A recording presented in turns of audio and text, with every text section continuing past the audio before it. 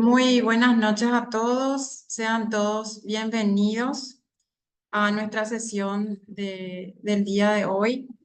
La Sociedad Paraguaya de Pediatría, junto con el Ministerio de Salud Pública y Bienestar Social y la Organización Panamericana de la Salud, se encuentran abocados en la realización de una serie de capacitaciones que iniciamos el día de hoy con un tema muy interesante que es el sarampión.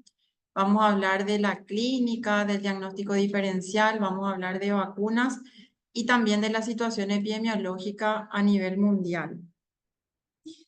Me va a acompañar en la coordinación la doctora Miriam Chirico. Ella es pediatra, es miembro del Comité de Mantenimiento de la Eliminación del Sarampión y rubeola congénita. También expresidenta del Congreso Regional de Pediatría y miembro del Comité de Infectología de la Sociedad Paraguaya de Pediatría. También quiero recordarles que esta sesión va a quedar grabada para que posteriormente podamos recordarla y se va a socializar a través de las redes sociales del Ministerio de Salud y también de la Sociedad Paraguaya de Pediatría. Y las preguntas vamos a dejarlas para el final. Pueden ir haciendo en el chat las preguntas y vamos a dejar para el final de la sesión. Le doy la palabra a la doctora Miriam Chirico. Muy buenas noches. Tengo el gusto, el placer de presentar a la coordinadora también, la doctora Irene Benítez, pediatra, especialista en infectología, miembro de la Comisión Directiva de la Sociedad Paraguaya de Pediatría, asesora técnica del Ministerio de Salud Pública y Bienestar Social y del staff médico de pediatría del Instituto de Previsión Social. Tenemos acá como expositores, también voy a presentar a la doctora Neris Villalobos, que es médico epidemióloga, salubrista, asesor de inmunizaciones de Organización Panamericana de la Salud, sede Paraguay. Como otros expositores, también voy a mencionar, está el doctor Luis Moreno, que es médico pediatra, neonatólogo, expresidente de la Sociedad Paraguaya de Pediatría, miembro del Tribunal de Certificación de la Sociedad Paraguaya de Pediatría, coordinador académico, pediatra, Universidad Católica Nuestra Señora de la Asunción, vicepresidente del Comité de Mantenimiento de la Eliminación del Sarampión, rubeola y rubeola congénita. Al doctor Héctor Castro, por todos ya conocido, que estuvo el año pasado, hasta el año pasado, ¿verdad?, como director del programa de inmunizaciones, de ampliado de inmunizaciones. Voy a dar un resumen, porque sería muy extenso mencionar el doctor Castro con toda su trayectoria. Pediatra certificado por la Sociedad Paraguaya de Pediatría, especialista en infectología pediátrica, Universidad de Buenos Aires, Hospital Ricardo Gutiérrez, ex jefe de departamento de pediatría del IPS, ex director del programa ampliado de inmunizaciones, director general actualmente del Hospital General Pediátrico Niños de Costañú. Entonces damos inicio. Las preguntas, como dijo la doctora, vamos por si quieren ir haciendo a medida que se están presentando, entonces para luego hacerlo al final de todas las exposiciones. Bueno, vamos a dar inicio con la doctora Neris Villalobos. Con ustedes, doctora, el micrófono es suyo. Muy buenas noches, un gusto acompañarles y agradecerles la oportunidad de estar con ustedes y felicitar esta iniciativa de iniciar estos webinars y sobre todo con un tema de tanta relevancia como el que hoy en día vamos a tratar. Vamos en primer lugar, como señalaron anteriormente, a hablar de la situación epidemiológica del sarampión en la región de las Américas para tener un contexto de lo que está ocurriendo. Para muchos, enfermedad que se cree que no existe ya porque fue ciertamente eliminada y se certificó su eliminación en la región en el 2016. Para ello hemos preparado esta presentación estructurada en varias partes, iniciando con algunos antecedentes que se consideran relevantes y queremos colocar en primer lugar la evolución del programa ampliado de inmunización en la región, que fue creado en 1977, convirtiéndose desde entonces en un referente en diferentes aspectos, en introducción de vacunas, pero sobre todo en el control y eliminación de enfermedades como la polio, el sarampión, la rubiola. Si vemos esta línea de tiempo, vemos cómo ha sido el proceso de la certificación que se obtuvo en el 2016.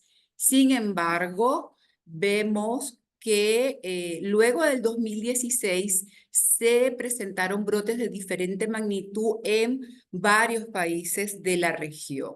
Y eso determinó específicamente en el caso de Venezuela y Brasil el restablecimiento de la transmisión endémica en 2018 y 2019 respectivamente, luego de que estos países tuvieran circulación ininterrumpida del virus por más de 12 meses. Si vemos la parte superior, nos ubicamos en el 2018-2019 como los años de mayor circulación, mayor transmisión, y cómo posteriormente los casos fueron descendiendo hasta el menor número que se registró en 2023, que fueron 72 casos.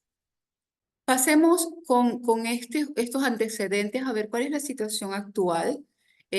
Si bien vamos a hablar de la región, no podemos dejar de hablar de la situación global. Veamos estos gráficos y les pido considerar que cada barra de estas, que es desde 2016, mes por mes, son cientos y miles de casos de sarampión confirmados que se registran a nivel del mundo. Solo en 2020 y 2021 hubo un descenso importante en la incidencia y eso estuvo relacionado con la pandemia de COVID-19 y las medidas que se implementaron en respuesta a la misma, porque el sarampión, al igual que COVID, es por transmisión respiratoria y por lo tanto las medidas implementadas incidieron también en la disminución de la circulación. Les pido ahora ver la parte inferior y ver el 2023, cómo hubo un resurgimiento tan importante de los casos de sarampión. Hubo un aumento de más del 80% con respecto al 2022. Y si vemos el color naranja, que es Europa, pues es claramente evidente cómo en el último semestre del 2023 hubo un incremento importantísimo de casos que ha generado mucha alarma en todo el mundo. Ahora, en esta gráfica están los casos de la región de las Américas. Vemos que posterior a la interrupción del brote, que fue de gran magnitud que registró Brasil, que está representado por el color amarillo de la barra, luego que logró interrumpir su brote en el 2022, se han seguido registrando casos, sin embargo ya no son casos endémicos de ningún país, la mayoría de ellos en Estados Unidos y Canadá, importados y otros asociados o relacionados a la importación. Entre 2021 y 2023, una disminución muy importante de los casos, pasando de 724 a 72 casos. Sin embargo, y qué alarmante es esto que estamos presentando, en 3 meses del 2024 ya superamos con creces todos los casos que se reportaron durante los 12 meses del 2023. Ya hasta específicamente el 23 de marzo, que es cuando está actualizada la información, 7 países de la región han reportado casos confirmados de sarampión. En orden, de acuerdo a la magnitud del número de casos, Estados Unidos con 58, Canadá 39, Argentina 3, Perú 2 y Bolivia, Brasil y México, cada uno de estos países con un caso. De esta lámina, resaltemos los gráficos del lado derecho que tienen que ver con la caracterización y ver que 36% de los casos confirmados en 2024 son de fuente desconocida. Quiere decir que no viajaron, no tuvieron contacto con viajeros internacionales o con casos confirmados de otros países. Por lo tanto, no se sabe o no se desconoce cómo pudo haberse infectado, y en esas situaciones podemos inferir que hay circulación y que no se esté detectando. Igualmente, en la caracterización llama la atención que la mayoría de los casos confirmados en lo que va del 2024 sean personas de 5 años y más, porque es una población que debería estar inmunizada en el caso de los niños, y en el caso de adultos ven que hay casos de 20 a 29 y 40 años y más, es población que debió haber estado vacunada o inmunizada por haber padecido la enfermedad. Las condiciones de riesgo para la región son muchísimas. Por supuesto que hay que iniciar con las bajas coberturas de vacunación. Si vemos este gráfico, es un histórico desde el 2010 hasta el 2022. Y está hasta el 2022 porque esa es la última, el último año que se disponen cifras oficiales publicadas por los países. Si vemos este gráfico, podemos detectar que desde el 2010 no se ha alcanzado cobertura óptima con las vacunas, las dosis contra el sarampión, entendiendo por cobertura óptima aquella de 95% o más. Pero además de que las coberturas no han sido óptimas, hay una tendencia descendente que, si bien se acentuó a partir de la pandemia, ya venía ocurriendo. En el 2022, apenas un 84% con la primera dosis y un 76% con la segunda. Valores sumamente bajos, sobre todo para el sarampión, que requiere sí o sí coberturas óptimas para poder prevenir la ocurrencia de brotes, y eso debido a la alta transmisibilidad de esta enfermedad. En esta gráfica podemos ver ya al interior de la región la situación de los países. Con la primera dosis de vacuna contra el sarampión, vemos que más del 50% en el 2022 presentó coberturas inferiores al 90%. Incluso un número de países, donde se encuentra Paraguay, presentaron coberturas críticas, que son aquellas inferiores al 80%. Si nos vamos a analizar la situación con la segunda dosis, el escenario es más desfavorecedor, y acá más del 70% de los países tienen coberturas inferiores al 90% y más del 50% inferiores al 80%. Para cerrar estas brechas de inmunidad, los países han realizado importantes esfuerzos realizando campañas de vacunación de seguimiento. Pueden ver en el mapa de la región todos los países, los que están sombreados en verde, amarillo y rojo, que realizaron campañas de vacunación de seguimiento incluso en el medio de la pandemia. En la propia pandemia, Paraguay fue uno. Sin embargo, y aun cuando se reconoce el esfuerzo realizado, con excepción de México, República Dominicana, Nicaragua, Colombia y Ecuador, el resto de los países no lograron alcanzar la cobertura óptima en sus campañas de vacunación de seguimiento. Por lo que sigue correspondiendo y recomendándose a los países que realicen anualmente análisis de cohortes de susceptibles para decidir la implementación o no de campañas de vacunación de seguimiento. Recordemos que estamos en el punto de las condiciones de riesgo y estábamos hablando específicamente de las coberturas de vacunación. Pasemos ahora a ver el tema de vigilancia epidemiológica, que tiene que ver con la notificación de casos sospechosos.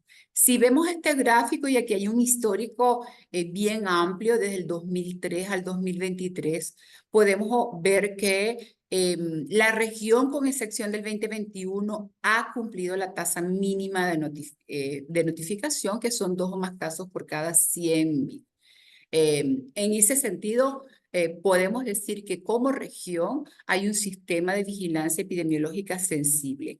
Sin embargo, cuando analizamos este mismo indicador, la tasa de notificación por país, pues algunos sí la han cumplido, incluso superado por mucho, pero hay países que han presentado consistentemente en los últimos años bajas tasas de notificación e incluso silencio epidemiológico, 0 casos.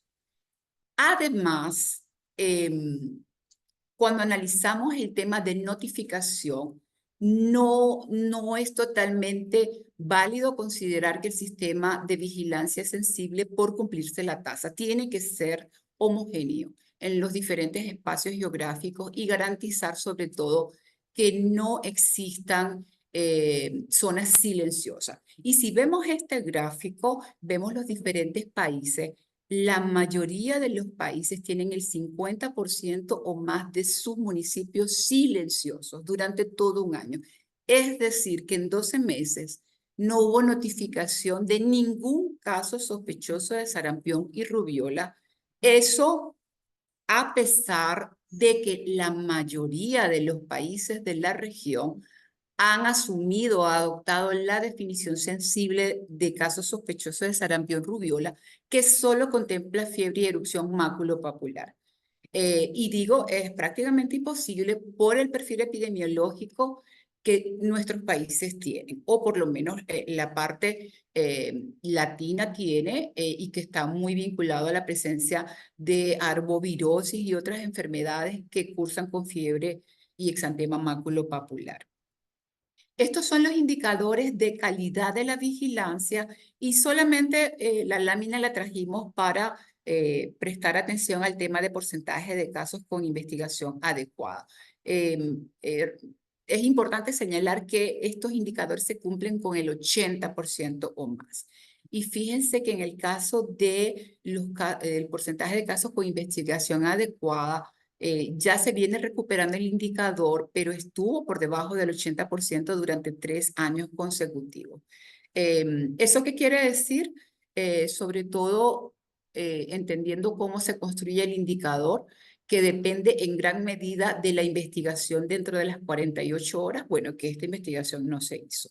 Y al no hacerla, corremos el riesgo de no poder tener una percepción correcta del nivel de riesgo del caso, ni de tomar intervenciones oportunas. Aunque esta presentación es de la región de las Américas, quisimos traer estos gráficos que son de Paraguay.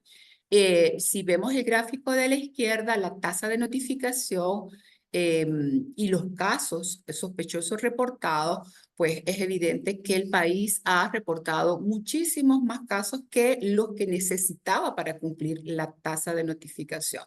Eso está muy relacionado a la endemicidad que se tiene de dengue, de chikungunya, además de otras particularidades, y también reconocer el esfuerzo que se hace por mantener una vigilancia sensible. El lado izquierdo vemos los indicadores de calidad y si nos fijamos en el porcentaje de casos con investigación adecuada, y aquí trajimos los últimos 6 años, pues el país no ha cumplido el estándar del 80%. Nuevamente resaltando que este indicador está vinculado a la investigación dentro de las primeras 48 horas que se notifique el caso. Y más alarmante que esto, en el caso de Paraguay, es la situación del silencio epidemiológico en más de la mitad de sus municipios. Vemos el gráfico, allí podemos ver los colores, pero además en la tabla, si vemos la tabla de la derecha, si nos ubicamos en el 2023, de los 262 municipios, 152 en silencio, es del 58%, y eso en mayor o menor porcentaje ha venido ocurriendo en los últimos 4 años. Creo que es pertinente señalar que este año esta actividad que se está haciendo forma parte de estos esfuerzos grandes y ya hay un resultado en 3 meses importante, con una reducción del número de municipios silenciosos. Los retos con estos escenarios que hemos visto son muchísimos. Hay uno que no está en las láminas, por ejemplo, la alta rotación del personal, pero que hay que contemplarla, porque de la mano de eso tiene que ir la capacitación continua del personal. Muy probablemente buena parte de las personas que hoy nos acompañan nunca han visto un caso de sarampión. Y por otro lado, puedan pensar que son enfermedades que fueron eliminadas y que no existen. Y espero que con los datos presentados podamos tener una percepción de riesgo distinta, sobre todo como personal de salud, porque no es solo la comunidad en general o la población la que piensa que estas enfermedades ya no existen, sino que el propio personal de salud y eso está muy relacionado con el descenso que ha habido en la demanda espontánea de la vacunación. Entonces, bueno, como retos, el contexto global, lo que la OMS está, digamos, estimando para el 2024 es que la mitad de los países o más del mundo van a correr riesgo de tener brotes de sarampión. Y ya lo estamos viendo en la región de las Américas. Ya estamos viendo que ya tenemos 7 países. El año pasado fueron 6, pero de la región de Sudamérica fueron apenas 2 y ya tenemos, y si vemos Europa, prácticamente en todos los países hay circulación actual de sarampión. Estos son retos que creemos necesario considerar para poderlos intervenir. Nos enfrentamos hoy en día en la región a algo que tal vez en el pasado no considerábamos un problema, que son los grupos, movimientos antivacunas. Entonces, eso, si se va de la mano de rumores, información falsa sobre la seguridad de las vacunas, y además lo sumamos a una baja percepción de riesgo de la enfermedad, pues nos va a llevar a que siga disminuyendo la demanda espontánea de la vacunación y por ende las coberturas vacunales. Es necesario que se considere bien cuáles son las causas que están incidiendo en las bajas coberturas para poder intervenirlas. Y a nivel de comunicacional, entender esto. No es generar alarma a la población, es que la población se empodere de esta información epidemiológica, que sepa que hay casos, que sepa que hay riesgo y que en cualquier momento puede haber importación, lo cual ningún país está exento de eso. Lo que sí debemos evitar es que hayan brotes secundarios a la importación y la mejor manera es garantizar un buen nivel de inmunidad. Este es otro gran reto. La endemicidad de enfermedades de arbovirosis, como dengue, chikungunya, que cursan con fiebre y exantema. Y es un doble riesgo. Por un lado, eh, es un reto que la gente piense en sarampión o rubiola en el marco de una enfermedad que es endémica, porque todos piensan, si lo que está circulando es dengue, que se trata de dengue, o si es chikungunya, que es chikungunya. Y no nos permite ver que se puede estar tratando de un caso, incluso de brotes de varios casos de sarampión. Pero además hay otro reto, y creo que allí el país tiene experiencia, sobre todo en el 2023, y es que en el marco de brotes de gran magnitud, eh, que consideremos que todos los casos con fiebre y exantema, digo de gran magnitud de una arbovirosis de este tipo, que consideremos que estos casos deben entrar al sistema de sarampión rubiola, puede en un momento determinado sobrecargar y superar las capacidades del laboratorio y las capacidades del sistema de salud de dar respuesta. Entonces, es un doble riesgo, ¿no? Por un lado, que no pensemos en sarampión porque estas enfermedades están, o que pensemos y que estemos ante un brote de estas enfermedades y sobrecarguemos un sistema de salud que al no poder dar respuesta no estamos investigando los casos. Podemos estar reportando 1.000, 2.000 casos, pero no se están investigando, no se están interviniendo. Y si realmente en el momento que ocurre un caso, pues va a ser extemporánea la intervención. Además de esta arbovirosis, bueno, y acá nos acompaña médicos, pediatras, infectólogos, y más adelante van a ver la parte clínica. Quise traer esta imagen que son de otras enfermedades, pero que no son enfermedades infrecuentes. Sobre todo se presentan mucho en la infancia y que cursan con fiebre y exantema maculopapular, muy similar al del sarampión. Entonces, esto también es un gran reto. El país, como lo señalé anteriormente, mantiene la definición sensible de caso. Por lo tanto, si tiene fiebre y exantema maculopapular, es un caso sospechoso de sarampión, debe investigarse y debe intervenirse. Los próximos pasos, acá bien concreto, los 3 pilares de la sostenibilidad, hay que trabajar en ello. El tema de la inmunidad, hay que recuperar las coberturas del programa regular, hay que analizar la necesidad de que próximamente se vuelvan a implementar campañas de vacunación de seguimiento en diferentes países, ya sea aquellos que no hicieron campaña o los que la hicieron y no alcanzaron la meta. En materia de vigilancia, garantizar que el sistema sea sensible y de calidad. Y cuando hablamos de sensible, no solamente cumplir tasa de notificación, sino que ésta sea homogénea, que no existan espacios geográficos silenciosos y que prestemos mucha atención a estos espacios, porque si hablamos de Paraguay, no solo son silenciosos, son consistentemente silenciosos. O sea, hay municipios que tienen 3, 4, 5 años sin notificación de casos. Hay actividades complementarias de la vigilancia, como es las búsquedas activas, que la vigilancia de sarampión rubiola no se debe sustentar en ella. Debe formar parte, sí, la vigilancia activa, pero el principal objetivo es evaluar la calidad de la vigilancia en general.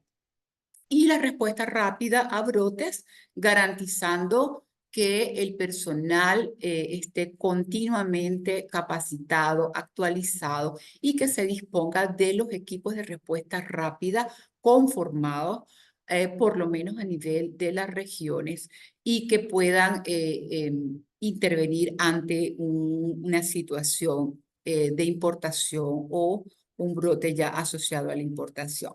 Para culminar, hacerles una amable invitación a que hagan uso de nuestro campus virtual. Actualmente hay 2 cursos en línea, pero muy flexibles. Las personas los pueden hacer en el horario que quieran. Está el de brotes de sarampión y el de la preparación y de respuesta a brotes. En ambos se emiten certificados, igual que cualquier curso que ustedes puedan hacer en el campus virtual. Se les dejan los enlaces en la presentación y nuevamente invitarlos. Y con esto yo culmino. Como señaló la doctora Benítez, al final, si hay alguna inquietud, comentario, pregunta, estamos totalmente a la orden. Muchísimas gracias. Muchísimas gracias, doctora. Ahora le vamos a escuchar al doctor Héctor Castro con su presentación de casos clínicos, es decir, toda la parte clínica.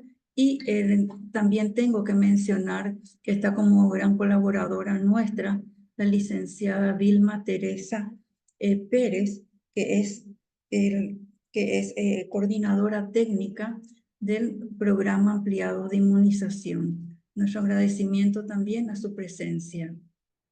Muy buenas noches, buenas tardes para algunos que todavía están culminando la jornada laboral de los hospitales, de los consultorios. La verdad que es un privilegio para mí compartir esta reunión y en este momento compartir incluso la computadora personal de la doctora. Bueno, quiero ahondar un poco en lo último que mencionó la doctora. Sumamente importante lo que había mencionado, cuál es la definición muy sensible en la vigilancia y que eso representa obviamente una situación desafiante en un país donde hay endemicidad de arbovirosis que se caracteriza también por exantema y fiebre. Muchas veces y conjuntamente con la licenciada Teresa, que hoy nos acompaña también de una vasta experiencia, hemos hecho investigaciones y la parte clínica ha representado una limitante, sorpresa nuestra porque nosotros esperábamos tener más datos clínicos, por lo tanto no podíamos avanzar mucho en la investigación y obviamente no era oportuna ya la intervención. Entonces, el objetivo de esta charla mía es más que nada hablar de la parte clínica. Un poco mencionar algunos datos que ustedes saben, sobre todo el modo de transmisión. Había dicho la doctora que es una enfermedad sumamente transmisible. Fíjense que en ambientes cerrados se caracteriza por brotes. Y fíjense también en el lado derecho de la pantalla el periodo de incubación que se extiende incluso hasta 21 días, un promedio de 2 semanas en pediatría.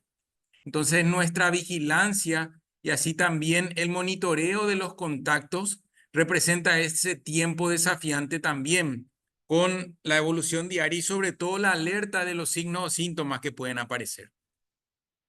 Aquí quiero también enfatizar en esta imagen el segundo punto que ven ustedes ahí, que es el periodo de contagio o de transmisibilidad.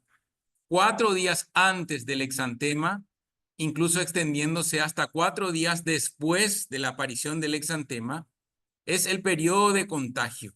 En general, los 3 días antes del inicio del exantema es el periodo de mayor contagio. Imagínense cuando no aún es perceptible el exantema, sin embargo, hay una mayor probabilidad de contagio del caso índice a los contactos. Miren ustedes lo que pretende graficar el dibujo en cuanto a la distancia que puede alcanzar las gotitas expelidas por un paciente que tiene sarampión. Recordemos que el contagio ocurre por aerosoles, o sea, son gotitas que quedan suspendidas en el aire y pueden viajar incluso hasta 4 metros. Imagínense esto acompañado de un ambiente cerrado y muy concurrido. Entonces aquí aparece el índice que muchos hemos ensayado en lo que era SARS-CoV-2, COVID y pandemia, que es la tasa de ataque secundaria, el índice Rho. Recordarán ustedes el número de reproducción, que representa sobre todo el número de personas que en promedio puede infectar una persona enferma. Imagínense que en sarampión puede ser hasta 12 a 18. Si nosotros pretendemos tener un número de reproducción, o sea, un número de personas que pueden estar infectadas alrededor de una persona enferma, pretendemos que sea menor a 1, obviamente la transmisión ahí eventualmente puede estar parada, incluso la eliminación puede ser lograda. De una tasa de ataque, entonces, insisto, una tasa de ataque secundaria que puede ser incluso hasta el 90%, con un número de reproducción que pueden ser hasta 18 personas contagiadas a partir de uno solo. Imagínense el desafío de reducir esto a una sola persona o menos uno para considerarlo eliminado. Entonces, recordemos juntos esta fórmula que era cómo conseguir esa inmunidad que muchos lo llamaban inmunidad de grupo o inmunidad de rebaño. Tan solo es la resta de, nosotros pretendemos que sea menos de 1, el índice Rho, recordarán, era 12 a 18, ensayemos juntos, si es 1 menos 1 dividido 18 tendría que ser 94, por lo tanto 94% debería tener inmunidad para que sea menos de 1 la transmisión, por lo tanto considerar eliminada. Por eso la doctora mencionaba mucho la cobertura de vacunación óptima, que debe estar por encima de esta cifra. Importante entonces entender por qué viene esta cifra. Importante también dimensionar con este gráfico la historia de nuestro país. En 1998, vean ustedes las columnas rojas o coloradas, en 1998 el último caso confirmado de sarampión en nuestro país. Coincidentemente, fíjense con las líneas continuas verdes, como la cobertura estaba por encima del 90%. A partir de ahí, declina y peligrosamente más en los últimos años, obviamente acrecentándose en la pandemia. Entonces, esta cobertura está muy por debajo de lo que uno pretende conseguir para hablar de una eliminación del sarampión. Entonces, esto nada más ciñéndonos en lo que es cobertura de vacunación, inmunidad de la población que alcance una cifra del 94% más para que no exista un caso o menos de un caso de contagio alrededor de un enfermo.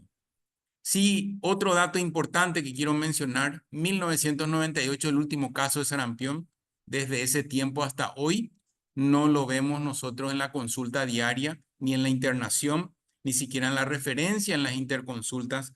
Por lo tanto, hay una importante generación de médicos que no lo han visto. Por eso la investigación clínica también es desafiante y nosotros deberíamos siempre insistir sobre todo en informarnos, ya que la experiencia no nos está dando esa ventaja que necesitamos para el discernimiento diagnóstico. Nada más como para graficar mejor, esto también creo que fue desarrollado incluso por la licenciada Teresa, este gráfico. Imagínense las coberturas de las campañas cuando superaban el 90%. Las coberturas son las columnas que están sombreadas de verde y las líneas continuas rojas son los casos de sarampión. Cuando estas estaban por encima del 93%, obviamente nosotros no teníamos ningún caso. Y insisto, yo no estoy hablando nada más de vigilancia, sino sobre todo quiero enfatizar lo que es cobertura de vacunación. Entonces, si nosotros decimos que hace como más de 25 años no vemos un caso de sarampión, si nosotros decimos también que Paraguay es un país endémico de enfermedades eruptivas febriles como las arbovirosis, tendríamos que también ayornar un poco nuestra pesquisa con otros elementos importantes a la hora de evaluar si se trata o no de sarampión. Con esto yo no quiero decir que la vigilancia abandone la definición de caso, que obviamente es muy importante para captar, la mayor cantidad posible de sospechas. Sin embargo, quiero insistir con la evaluación clínica. Miren ustedes en este gráfico la cronología cuán importante es en las enfermedades eruptivas. La fiebre que aparece ya mucho antes del exantema, vean ustedes que el exantema aparece ahí sombreado a partir del día 4 de enfermedad. Si nosotros nos vamos antes del día 4 de enfermedad, coincidentemente podemos tener, además de la fiebre, conjuntivitis, signos de resfriado o coriza y tos. Por eso muchos profesores nuestros decían que esta enfermedad se caracteriza por los 3 catarros. Catarro en los ojos, conjuntivitis, catarro en la nariz, la coriza o síntomas de resfriado, y catarro, entre comillas, de la boca, que es la tos. Entonces, eso aparece incluso antes del exantema. Por eso, este gráfico también es importante, queridos colegas y compañeros todos de salud, que evaluemos nosotros cuando estamos frente a un caso de coriza, conjuntivitis y tos, aún no habiendo erupción, evaluemos si existen adenopatías, evaluemos la mucosa para ver si no hay manchas características patognomónicas del sarampión que aparecen antes del exantema. Entonces, con esto nosotros incluso antes podemos llegar al diagnóstico, ¿sí? Incluso sabiendo que es el periodo de mayor contagio.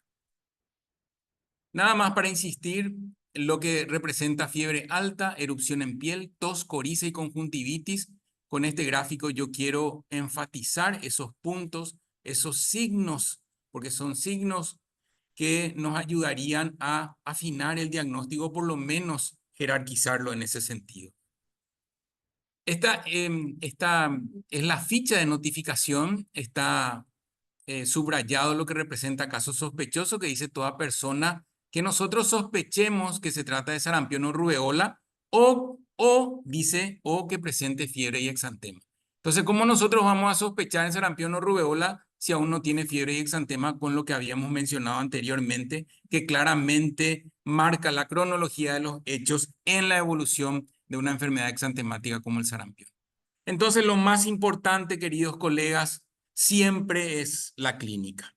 Y aquí nosotros tendríamos que mirar un poco lo que pretendo también compartir con ustedes, los antecedentes, la edad, las vacunas que recibió o no el paciente, que estas estén registradas ahora mucho más seguro con el registro electrónico que tenemos actualmente en nuestro país. Enfermedades exantemáticas pasadas, si hubo ambiente epidémico escolar, contacto con enfermos, sabiendo que es una enfermedad sumamente contagiosa, exposición ambiental o con animales, viajes a zona de riesgo, tratamientos farmacológicos y si padece o no una enfermedad sistémica. Además de esto, los signos y síntomas que acompañan la fase prodrómica que antecede al exantema, al ser anticipante o que antecede al exantema, no deja de ser importante. Ya lo habíamos mencionado, por eso la fase prodrómica tenemos que tener mayor agudeza en nuestro juicio clínico, buscando estos signos y síntomas que nos pueden orientar hacia esta enfermedad.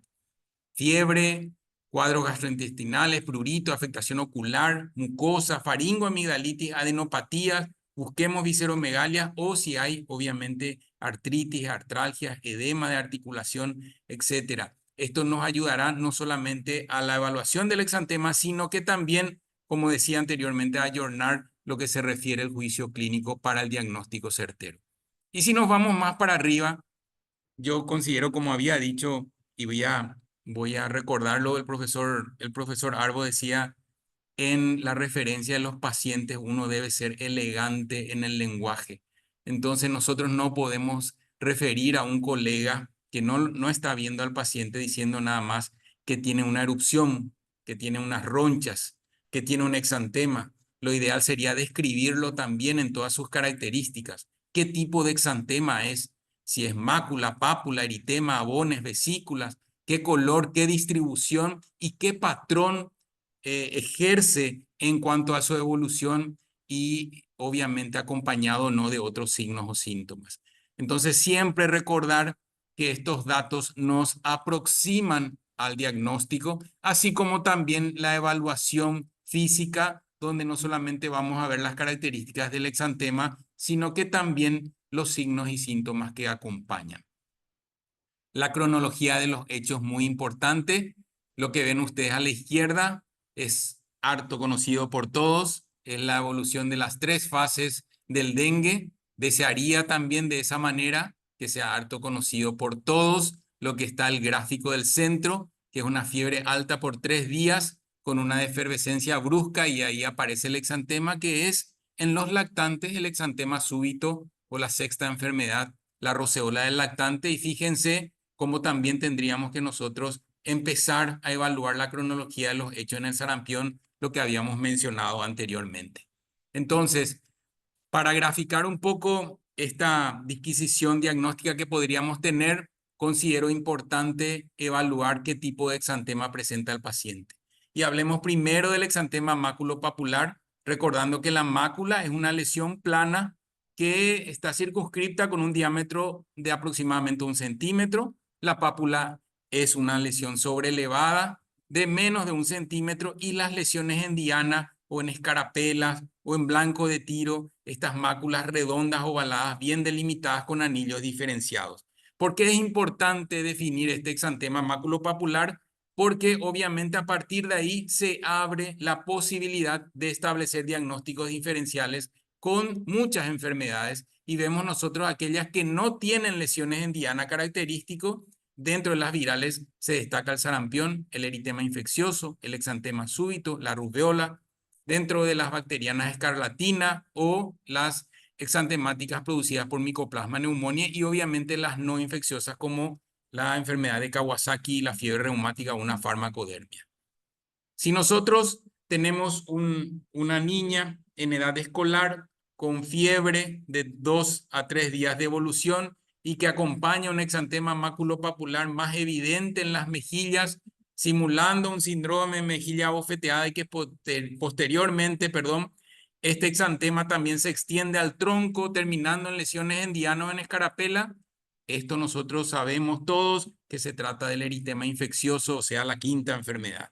Si nosotros hablamos de un lactante con un síndrome febril importante, con una temperatura que oscila alrededor de los 40 grados, acompañado de irritabilidad, y que la defervescencia se ve también acompañada por un exantema maculopapular generalizado que muchos autores de libros de pediatría lo mencionan como el amanecer tranquilizador rosado que mencionan las madres, y este es obviamente el exantema súbito o la sexta enfermedad causada por el herpes 6.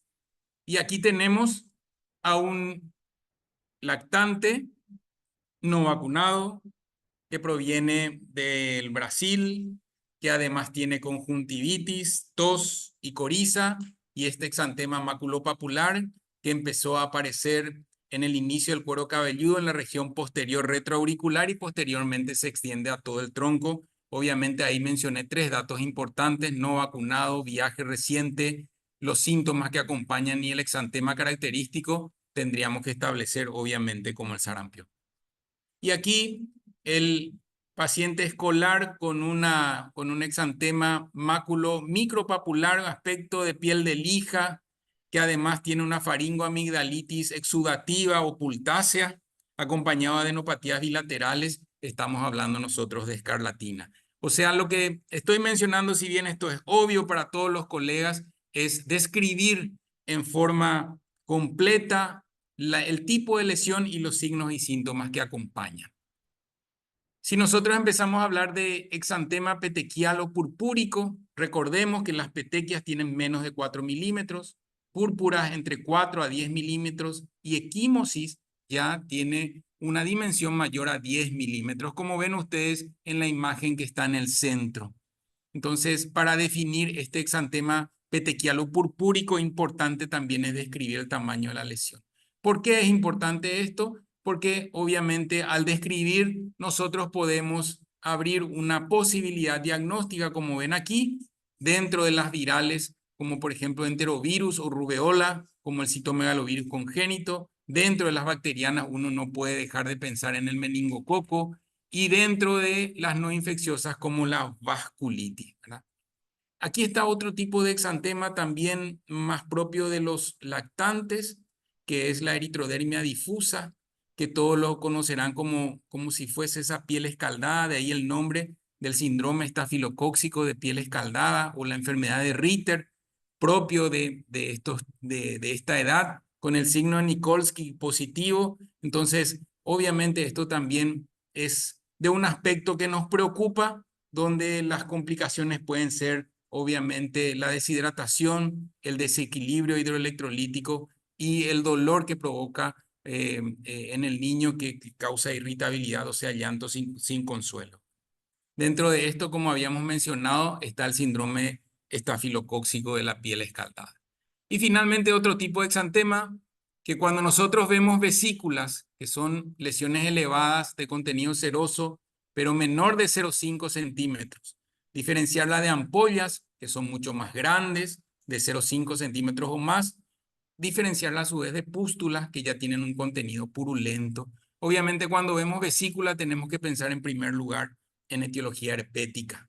Cuando vemos ampollas tenemos que pensar en el estáfilo, si hablamos de nosotros impetigo ampollar, y si obviamente vemos un exudado purulento, en este caso forúnculos o celulitis abscedada, en el caso de estáfilo también, ¿verdad?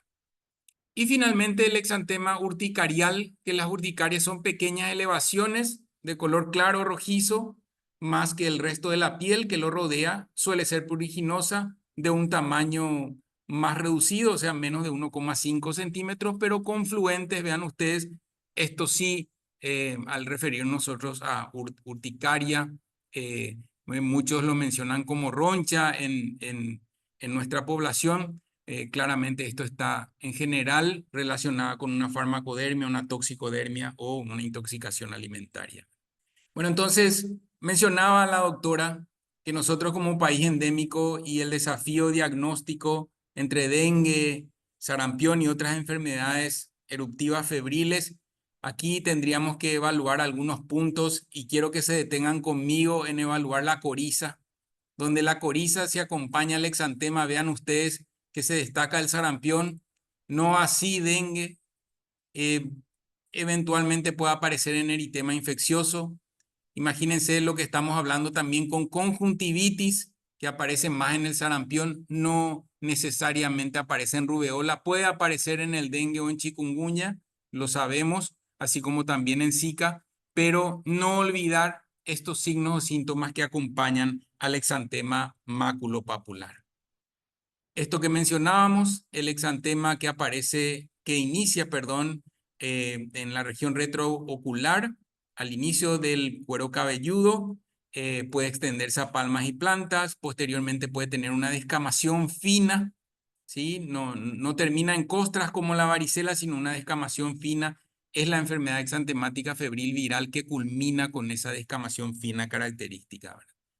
Aquí, como ustedes ven, la conjuntivitis no supurativa, las manchas de Kopli, que ustedes ven ahí el puntillado blanquecino rodeado por un halo eritematoso en la parte lateral de la mucosa de la boca. Importante siempre evaluar esa parte en la evaluación de un niño con exantema febril. Entonces, lo más importante, como habíamos mencionado, describir la lesión. no solamente el tipo, sino el color, la distribución y qué patrón ejerce, los antecedentes importantes, sobre todo la vacunación, los signos y síntomas que lo acompañan y de esa manera llegar al diagnóstico.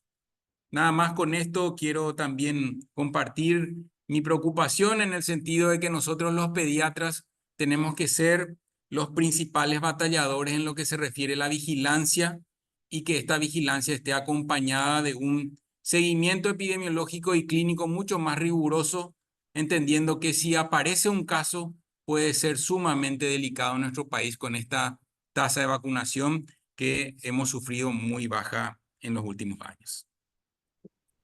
Sí, muchas gracias, doctor Castro, por su presentación. Realmente es una recopilación completa, no solamente del cuadro clínico, sino también epidemiológico y situación inclusive real y todas las situaciones en las que tenemos que tener en cuenta para no dejar pasar.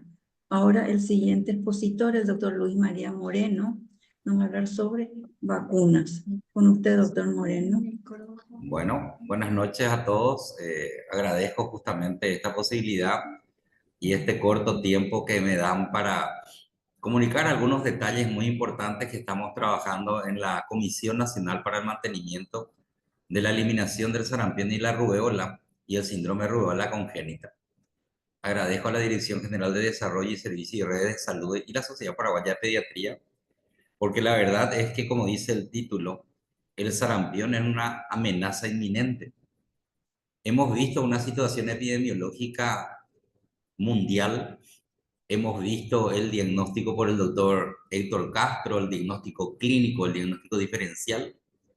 Y tenemos una definición general de la Organización Mundial de la Salud, donde el sarampión afecta todo el cuerpo, las vías respiratorias, fiebre, tos, como dijo Héctor, secreción nasal y una erupción cutánea que se extiende por todo el cuerpo. Como se había repetido, este sarampión en el Paraguay desde 1998 ya no estamos viendo. Por lo tanto, muchas personas de este auditorio de más de 300 personas no lo ha visto. La vacunación masiva y el sistema de vigilancia es bueno en nuestro país, pero debemos mejorar. Por todo lo que había dicho la doctora Neris Villalobos, la amenaza de una importación está latente. Los países de la región que nos rodean han reportado varios casos incluso de funciones. Quiero referirme entonces al caso del 2022 que hubo en Oenau, donde después de 22 años tenemos un caso de sarampión confirmado por la CDC de los Estados Unidos, pero no hubieron otros casos. Eso fue lo más llamativo. Fue un solo caso. El Ministerio de Salud Pública se encuentra en alerta por esos casos de sarampión registrados en nuestra región. Y algo que quiero mostrarles, muy importante para todos los presentes, porque a veces el pediatra general, sobre todo nosotros que estamos en consultorio, nos olvidamos de revisar las páginas del ministerio y en este caso la página del programa ampliado de inmunización, donde vemos un mapa interactivo, donde vemos la campaña sarampión, rubéola. En ese mapa uno es capaz de seleccionar el tipo de vacuna, que en este caso yo he seleccionado la SPR, para tener una idea nacional de cómo está nuestra vacunación, que es lo que se han referido tanto la doctora Neris como el doctor Héctor. Hay áreas donde la cobertura sí llegan a 100%, pero son muy pocas. Si ustedes ven toda esta zona oriental, la vacunación, y la zona occidental, la vacunación, donde hay lugares donde se llega a menos del 80%. Y nosotros estamos necesitando llegar por arriba del 95%. Entonces es muy importante a nosotros como pediatras generales conocer las herramientas que nos ofrece el ministerio, en este caso, revisar este mapa interactivo.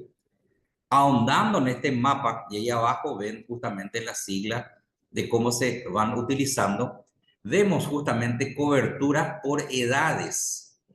Vemos de acuerdo a la región, que donde en algunas regiones sí se llega, en general a nivel país, 91% no alcanzamos todo, pero a medida que la edad va aumentando, va bajando esa cobertura. Y es un riesgo esas criaturas, esos niños menores de 4 años, donde la vacunación apenas llega al 66%. Elegí 2 regiones, Alto Paraná, donde en esos menores de 4 años sigue siendo menor a 60, 42, 44. O sea, está se visualiza que en cada región la cobertura vacunal es muy baja. Acá tenemos de Itapúa, donde va a ser el Congreso Regional, donde hubo el caso justamente, el brote, porque se considera brote epidémico cuando hay un caso de sarampión, donde la cobertura en menores de 4 años no alcanza el 60%. Entonces, una llamada de atención para todos, nosotros los pediatras, para el Ministerio de Salud. A nivel del Departamento Central, donde nosotros todos estamos viviendo, la mayoría de las personas, la cobertura en un año apenas llega al 78%. O sea, es muy importante mirar estos gráficos y uno se va a dar cuenta la gran falencia que hay. Por lo tanto, debemos estar muy alerta a lo que se refirió la doctora Neris. Los casos acá en Salta, justamente es un caso muy interesante, un caso en el Brasil, donde fue un niño, un caso exportado porque vino de Pakistán. Finalmente tenemos en la ciudad de Buenos Aires un caso confirmado, incluso a la fecha ya hubo 3. Entonces, estamos con riesgo, como lo ha comunicado la OPS y se ha referido la doctora Neris, un riesgo región, un riesgo Paraguay. Entonces se emite esa alerta epidemiológica con 3 cosas muy importantes que queremos dejar en esta noche.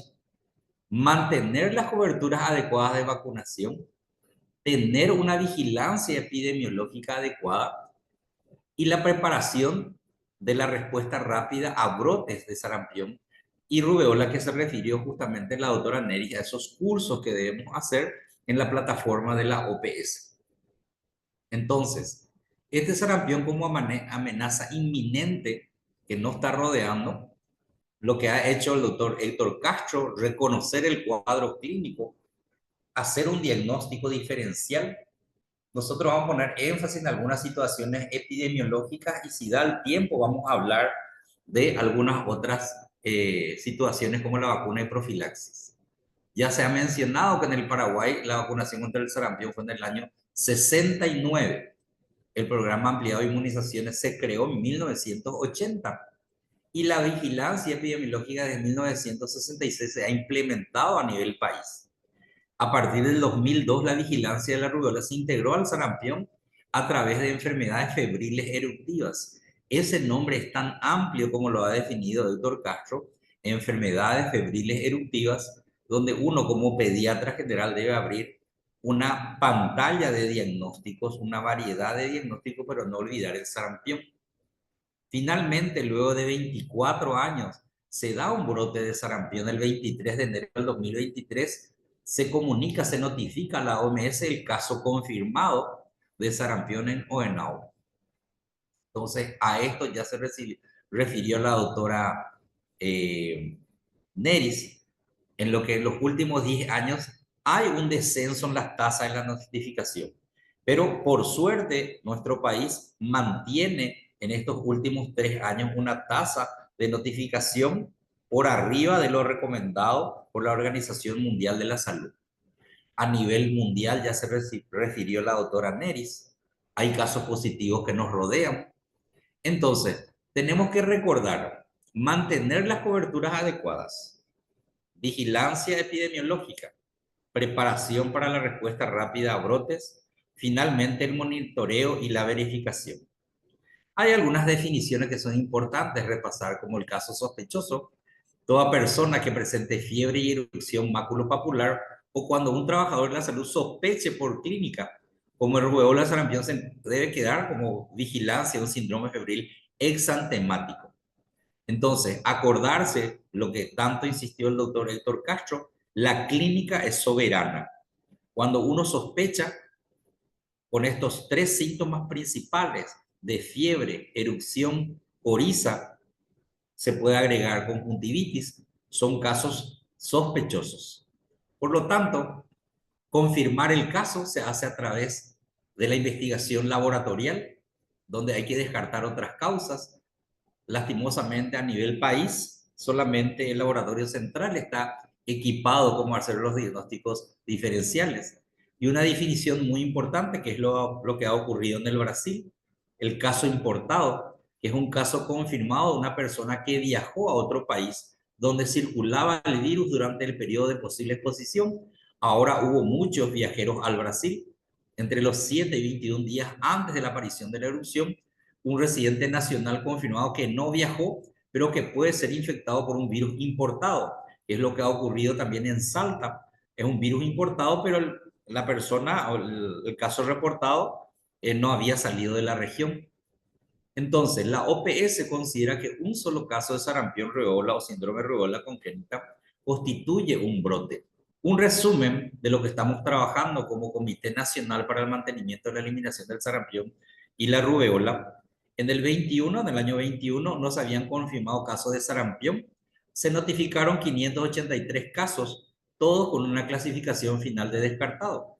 En el año 2022 se notificaron 660, 659 fueron descartados y uno confirmado. Y en el 2023, que ha culminado hace poco, en enero justamente, se han notificado 1.400 casos. Y acá lo más importante, refiriéndonos siempre a los casos, a los diagnósticos diferenciales, donde ya aparecen los IgM positivos para sarampión y de los cuales 19 casos son positivos para chikungunya, de esos 38. Entonces, actualmente tenemos 6 en estudio. Tenemos entonces casos IgM sarampión que dan al mismo tiempo IgM positivo para chikungunya, que posteriormente por reacción en cadena polimerasa son descartados. Esto ya lo ha mostrado Héctor Castro, que es el flujo de notificación, que es importante nosotros como pediatras generales que conozcamos la vigilancia epidemiológica, la unidad epidemiológica y la vigilancia de eventos de notificación obligatoria. Todos estos elementos nosotros como pediatras generales debemos saber dónde están. Esta es la página del PAI, donde esos documentos técnicos son muy importantes. Uno realiza un clic en alguna de las ventanas y van apareciendo los documentos. Y acá hay uno muy importante que es notificar. Acá habla de notificación de los efectos adversos, pero en realidad el sarampión es una enfermedad de notificación obligatoria. Las enfermedades exantemáticas también. Finalmente, definiciones básicas es lo que hemos hecho. Reconocer el cuadro clínico, se ha referido el doctor Héctor Castro, con un diagnóstico. Conocer algo del tratamiento y prevención de las vacunas. Vamos rápidamente a tratar de realizar. La clínica es el diagnóstico y a esto me quiero referir. ¿Cómo llegar a un diagnóstico? A través del método ELISA, GIGM, en suero, sobre todo, se toma. Lo importante acá es el momento de toma de la muestra. Al primer contacto con el sospechoso, hasta un tiempo de 30 días, porque a veces uno se olvida que se puede tomar hasta 30 días después de inicio del exantema. Para mí eso es muy importante para todos los colegas pediatras, porque a veces no, ya pasó más de 10 días, ya pasó más de 15 días y ya no quieren tomar muestra del suero. Y después tenemos otra cosa importante en nuestro país, que se niegan a la toma del material. El material se remite al laboratorio central, refrigerado. La reacción en cadena polimerasa es muy importante, se hace de hisopado nasofaríngeo en una muestra de transporte viral de 1 a 14 días de inicio de la erupción. Es muy importante. Y en orina de 1 a 10 días después de inicio de la erupción. Esto es muy importante, yo creo que es un mensaje que queremos dejar nosotros en esta charla, el momento de la muestra. Porque a veces los colegas piensan que ya pasó el momento de toma de material y aún se puede enviar sangre. Hay que convencer al familiar, hay que convencer a los contactos para la toma de una muestra adecuada. Un poquito de complicaciones que Héctor se refirió. La neumonía, otitis, encefalitis, panencefalitis esclerosante. La mortalidad es 1, sobre todo en pacientes inmunocomprometidos y desnutridos. El tratamiento, no hay tratamiento antiviral específico. Una buena hidratación. Si se complica con neumonía, que es la complicación más frecuente, realizar antibióticos. Y recordar que es la vacuna contra el sarampión es lo más importante. Se había cambiado a partir del 2023 un esquema de 12 y 18 meses para la SPR. Por lo mínimo recomendado es un intervalo de 4 semanas y hay que tratar de tener una seroconversión de 95 a 100% con la segunda dosis. De ahí la importancia de que todos estos niños menores de 4 años que habíamos visto inicialmente que lleguen a una cobertura por arriba del 95%. Es tan importante realizar esas dosis de refuerzo. Efectos adversos de la vacuna son mínimas, puede haber alguna reacción alérgica, no tienen nada que ver, algunas reacciones son mitos de las personas. Ya se ha referido para el esquema nacional de vacunación como estamos, ya hemos visto por región lo bajo que estamos, inclusive en algunas regiones por debajo del 40%. Entonces, un poquito de profilaxis por exposición realizado por inmunoglobulina inespecífica a dosis de 0,5 ml por kilo, hacer justamente los primeros 6 días en menores de 6 meses. En las primeras 72 horas se puede realizar de 6 a 12 meses. Es importante recordar que puede existir una profilaxis, sobre todo en esos menores de 6 meses y aquellos que tienen algún tipo de inmunocompromiso. Ya se refirió el doctor Héctor. Entonces, finalmente, reconocer el cuadro clínico, determinar y realizar un diagnóstico de las complicaciones, conocer cómo realizar un diagnóstico adecuado y oportuno. Hay que saber que la muestra de suero hasta 30 días, la muestra de orina hasta 10 días, se puede hacer hisopado por RCTP, o sea, PCR, reacción de cadena polimerasa, tanto en nasofaríngeo como en orina. Conocer algo del tratamiento, pero lo más importante es la vacuna. Muchas gracias, doctora. Creo que no me comí el tiempo. Agradezco a todos por escucharme. Muchas gracias, doctora. Como una ametralladora, pero he cumplido. Me quiero referir a algunas cosas que dijo la doctora Neris. Cobertura óptima, análisis de cohorte de susceptibles y los silencios epidemiológicos, si se puede referir a esas 3 cosas, doctora Neris. Repito, cobertura óptima, que ya sabemos por arriba del 95% que no tenemos, pero sí me gustaría que nos hable del análisis de cohortes susceptibles y de los silencios epidemiológicos. Gracias a todos. A ver, cobertura óptima, lograr 95 al 100%. Siempre hablamos de coberturas administrativas y allí es muy importante el denominador empleado y garantizar de que realmente se ajuste. Por ejemplo, en el caso de Paraguay, hoy en día se está haciendo una revisión y posiblemente cambie el tema del denominador. Pero hablamos de coberturas óptimas, ya no hablamos de 95% o más, porque realmente coberturas superiores al 100% no deben ser consideradas óptimas. Deben ser una alerta para revisar, ya sea que se pueda estar presentando una subestimación de la población meta, es decir, que se le está asignando a ese espacio geográfico una población inferior a la que realmente tiene, o que haya un sobreregistro de dosis administradas. Entonces, actualmente coberturas óptimas 95 al 100%. El tema de análisis de susceptibles es algo que debe hacerse en enfermedades, no todas las inmunoprevenibles debería hacerse el análisis de susceptibles, pero sobre todo aquellas que tienen meta de eliminación y erradicación. En el caso de la eliminación, sarampión, rubiola, y en el caso de la erradicación, polio, para poder revisar al menos los últimos 4 años. La idea es traer esas poblaciones. De repente se logró vacunar a un niño siendo menor de 1 año, pero le faltó la dosis, en el caso de la vacuna SPR, la segunda, irlo llevando año tras año, claro, hablé menor de 1 año, irlo llevando año tras año para ver en qué momento esa cohorte usted le recuperó el esquema. A veces no se recupera y a veces ese niño que no fue vacunado al año tampoco lo deja a los 2, ni a los 3, ni a los 4. Pero precisamente por eso hay que hacer un análisis de cohortes vacunadas en la edad indicada para el esquema y lo que llamamos esquemas atrasados. Esos niños que posteriormente van recuperando el esquema.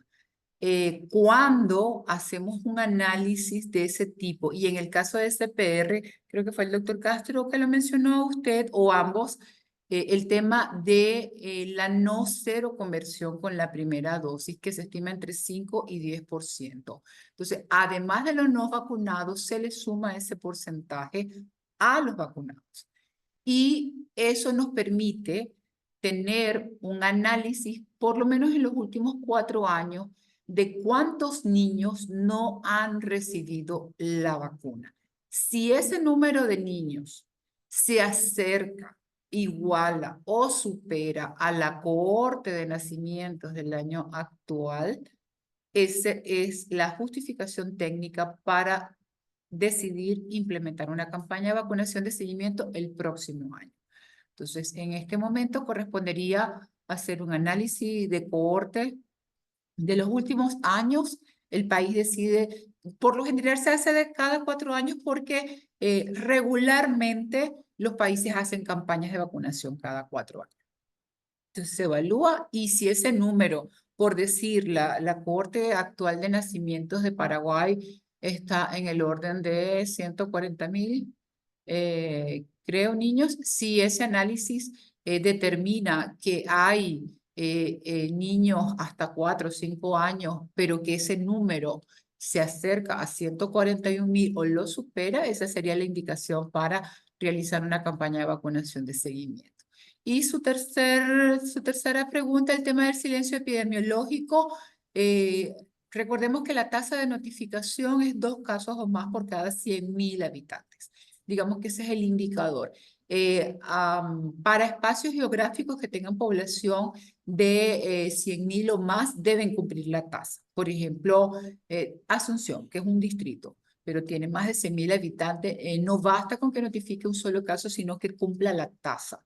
Y para el resto de los distritos o municipios que tengan población inferior al 100%, deben notificar un caso al menos en el año, lo cual es muy poquito. Porque a veces pensamos que es salir del silencio y ya cumplí y es marzo y bueno, ya en enero vuelvo a hacer, no. O sea, hay que mantener una vigilancia constante. Pero les puedo decir en líneas generales, hoy en día lo importante es garantizar que no haya ningún distrito silencioso. Y hablamos de silencio, distritos que no notifican ni un caso. Al notificar un caso, salen del silencio. Y eso es lo que hay que tratar. Vieron en las láminas que más de la mitad de los municipios o distritos del país han estado en silencio. O sea, 0 casos. 0 casos, aún habiendo dengue y brotes epidémicos de dengue, aún habiendo chikungunya y brotes epidémicos de chikungunya, porque una cosa es el comportamiento endémico normal de las enfermedades y otra cosa es cuando tienen ustedes esos brotes bianuales o trianuales. Ni siquiera en esos momentos se reportan casos sospechosos de sarampión, rubiola en algunos municipios, además de todas las enfermedades que explicó con tanto detalle el doctor Castro. Doctor Moreno, dígame si le respondí o era lo que estaba haciendo referencia. Sí, excelente, doctora. Y una última pregunta es, y está también ahí Héctor, me gustó la palabra definición sensible y definición específica, que se refirió, me gustó mucho eso. Cambio. Adelante, doctora. Bueno, me está dando la palabra.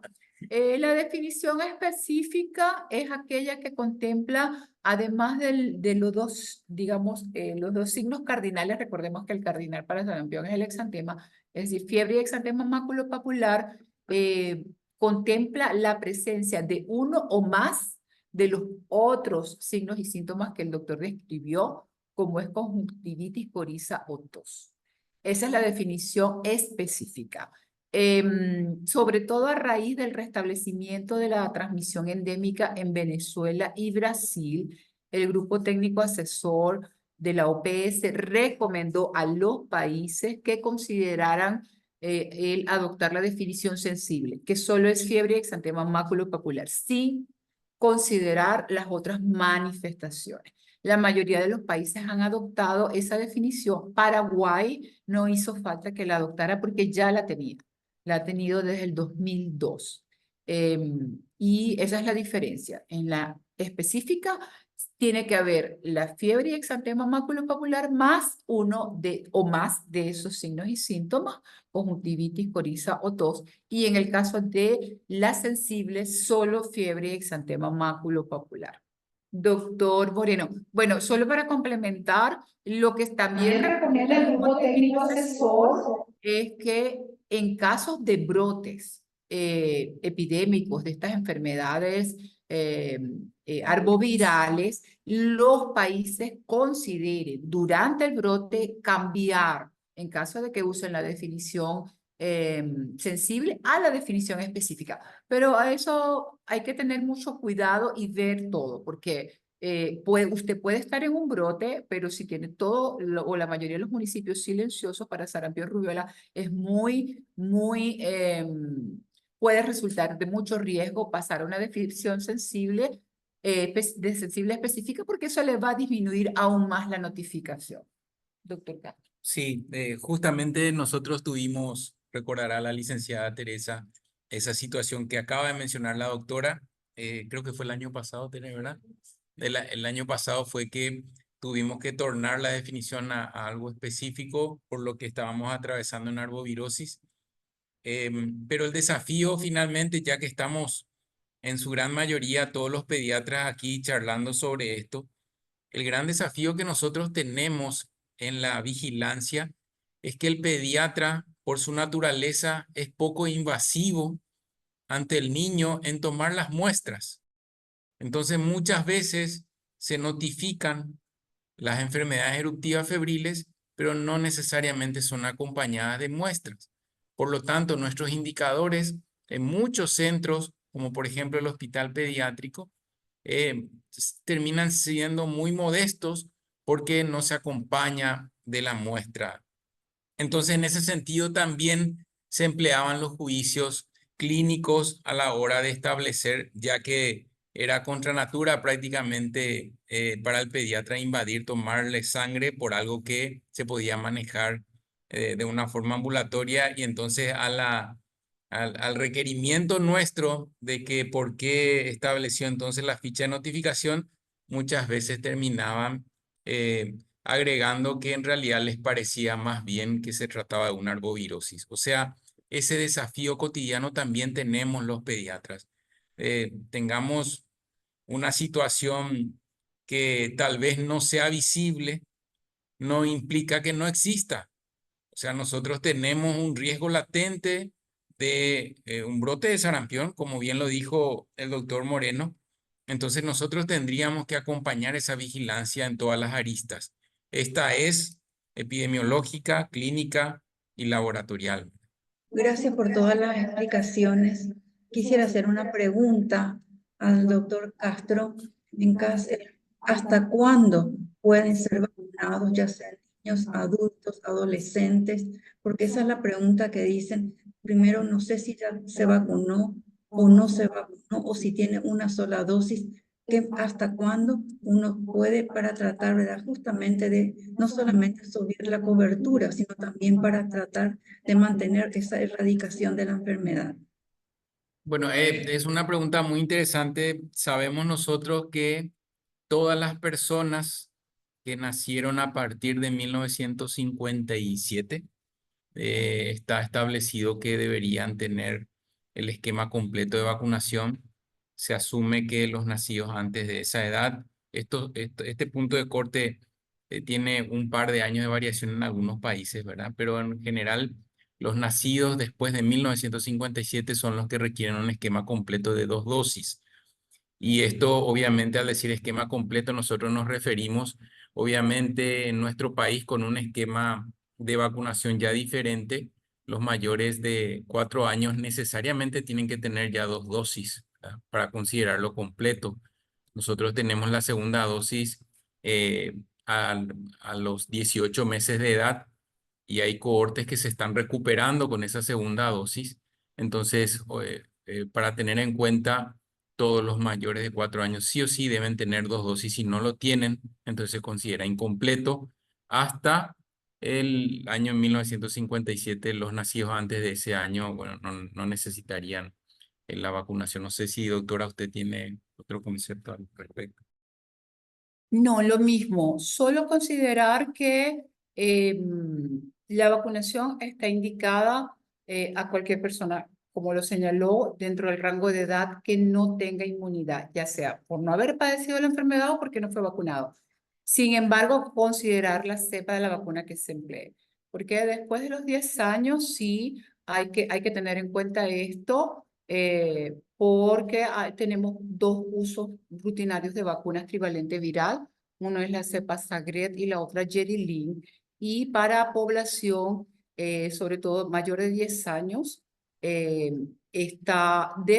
considerarse el uso de la cepa Jeri-Lin, no de la Sagret, porque existe un mayor riesgo de meningitis asépticas por el componente parotidio de la vacuna. Solo considerar eso. Sin embargo, el país en su esquema regular emplea la vacuna trivalente viral Jeri-Lin. A otros países, o la mayoría de los países, usan la cepa Sagret y disponen de una reserva de Jeri-Lin para poder responder en ciertos brotes y vacunar a esta población de mayor de 10 años. Ese sería el único complemento. Exacto. Aquí tenemos una pregunta más del auditorio, es mencionar el esquema de recupero, que yo creo que también es muy importante, y socializar el último documento que tiene el PAI acerca del esquema de recupero. No sé si el doctor Moreno, creo que en su presentación había hablado de él. Hola, doctor Moreno. Sí, ¿Qué doctor tal, Moreno. licenciada Vilma? ¿Cómo está? Sí, muy buenas noches, doctor. Si puede mencionar, doctor, sobre el esquema de vacunación oficial del país y la recuperación del esquema de vacunación, especialmente en la población susceptible, en los menores de 10 años que tenemos, que todos los niños menores de 10 años tengan 2 dosis de vacunación, y recordar que a los 12 meses tiene que recibir la primera dosis y a los 18 meses la segunda dosis que estamos implementando desde el 2023, febrero 2023.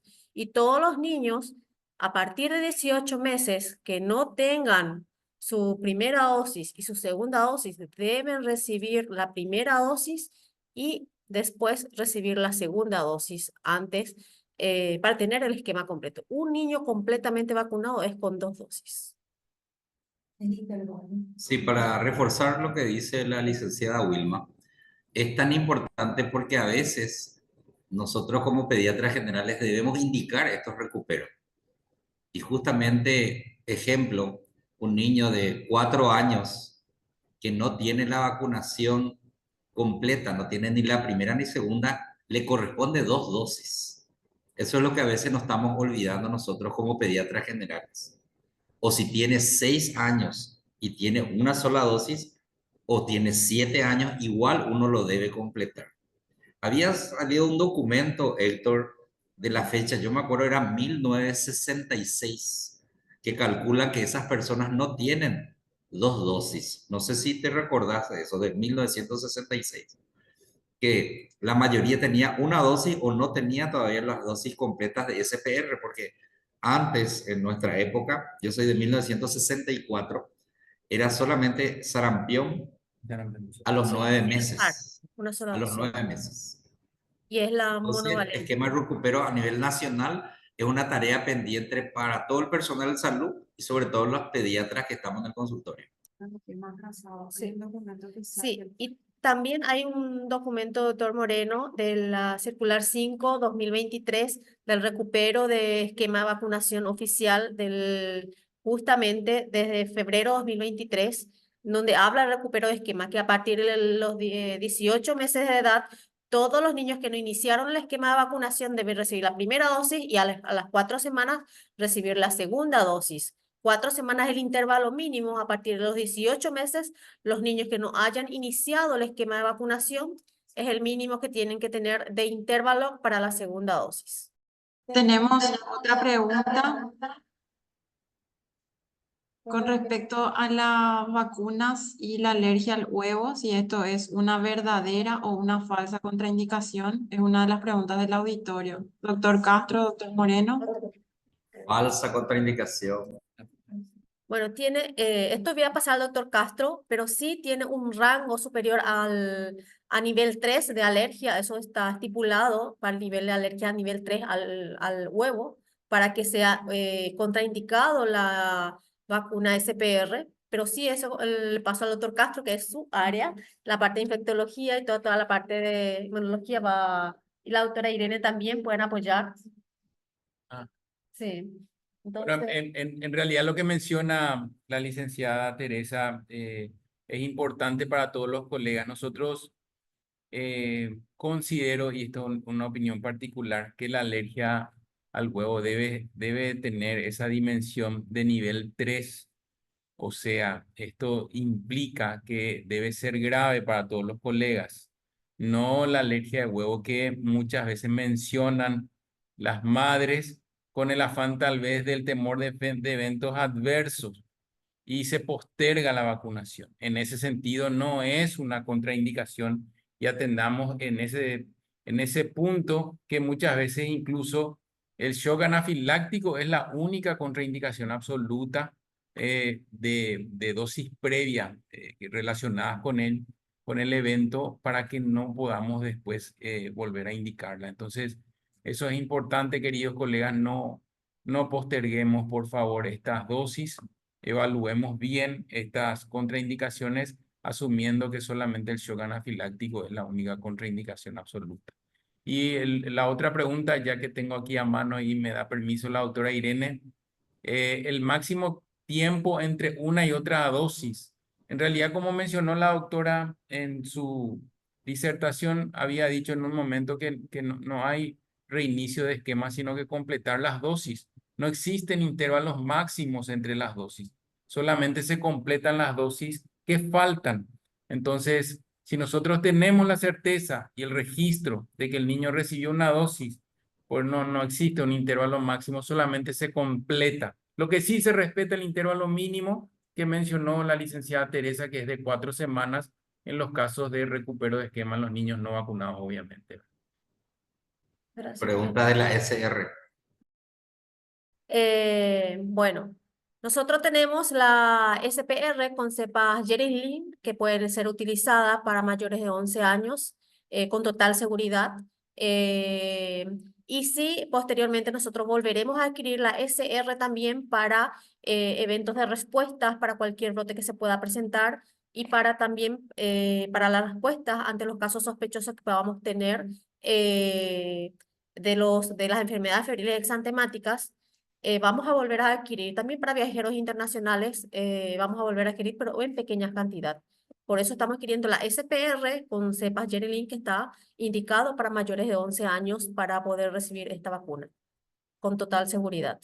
Sí, antes de finalizar, querría dar algunas recomendaciones y solicitar también colaboración de todos los pediatras que en todas las consultas médicas que soliciten la tarjeta de vacunación o la agenda de vacuna, justamente para que se puedan poner al día, que tengan sus dosis para la erradicación de esta enfermedad que realmente le tenemos demasiado temor y que tenemos que tratar de colaborar todos juntos. Esa es nada más que una acotación que estoy haciendo y que donde solicito realmente colaboración de todos. Bueno, y para finalizar esta jornada, realmente quiero agradecer al Ministerio de Salud, específicamente a la Dirección de Redes y Servicios de Salud, por la organización de este webinar junto con la Sociedad Paraguaya de Pediatría, así también con la Organización Panamericana de la Salud. Es muy importante el apoyo que tenemos de la doctora Neris Villalobos. Yo creo que este es el inicio de una serie de capacitaciones que vamos a tener con el Ministerio de Salud. Se viene el bloque respiratorio, así que a estar todos muy atentos. Y también quiero hacer eco al pedido de la doctora Chirico y no olvidar también revisar el carnet de vacunación de nuestros niños al alta hospitalaria. Yo creo que es muy importante también ese punto. Y el silencio epidemiológico que también hemos mencionado hoy, ese 58%, yo creo que tenemos que revertir. Y nuestras coberturas de vacunación es un desafío y todos los pediatras tenemos que trabajar realmente unidos para poder lograr que esto aumente. Muchas gracias a todos. Nos excedimos un poquitito del tiempo, pero creo que cada minuto valió la pena. Gracias a todos.